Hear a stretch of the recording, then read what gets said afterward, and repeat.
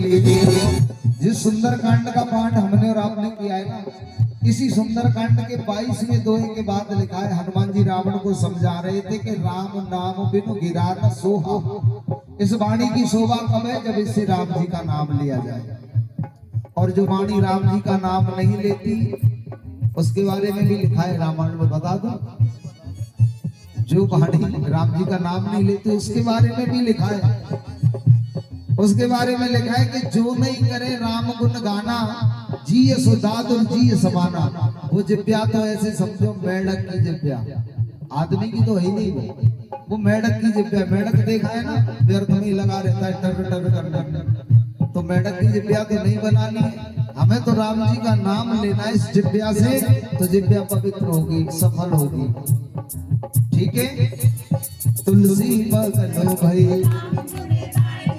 और सत्य भी इसके अलावा कुछ है नहीं संसार में।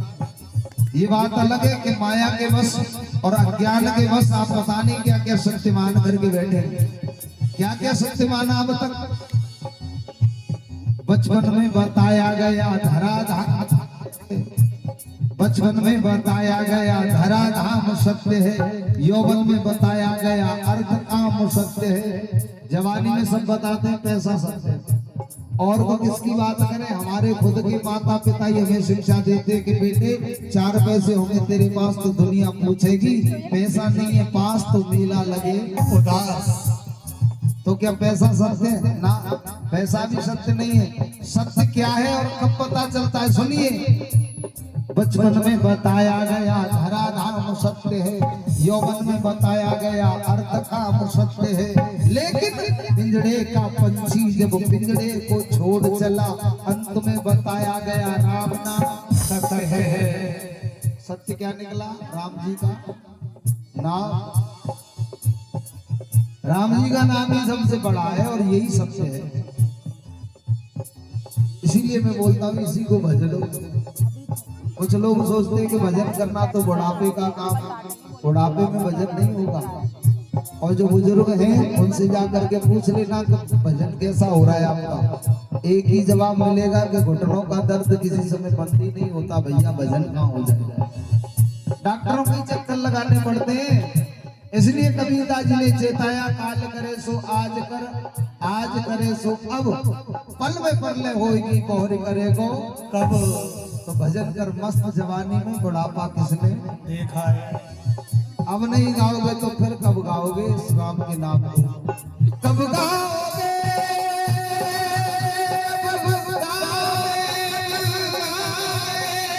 जिस्म से जान जुदा होगी क्या देर ना हो जाए कहीं, देर ना हो जाए कहीं, देर ना हो जाए।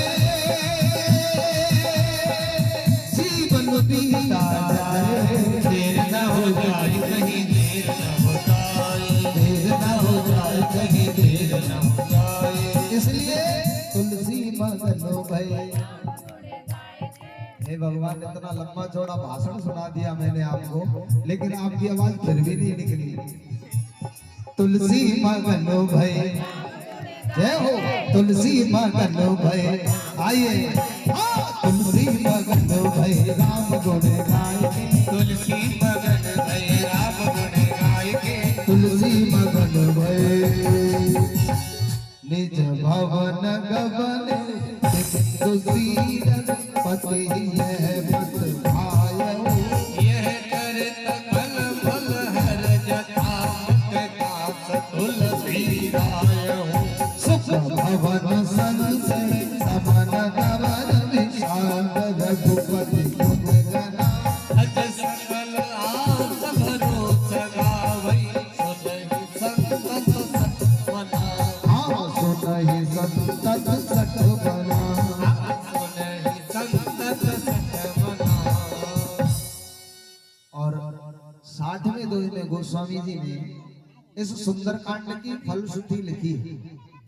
इस सुंदर कांड को पढ़ने से और सुनने से लाभ क्या मिलता है ये बताया है 60वें दोहे में। लिख रहे हैं, सकल सुमंगल गाय, सारे सुमंगलों को देने वाला है ये सुंदर कांड। सकल सुमंगल दायक रघुनायक गुणगान, और जो श्रद्धा से सुनते हैं उनके लिए भी लिखा है, सादर सुनहित तरई भव सिंधु बिना जल जान लगन सिया रामचंद्र पद जय शंकर हरि ओम जय जय सिया राम जय जय हनुमान हरि की जय।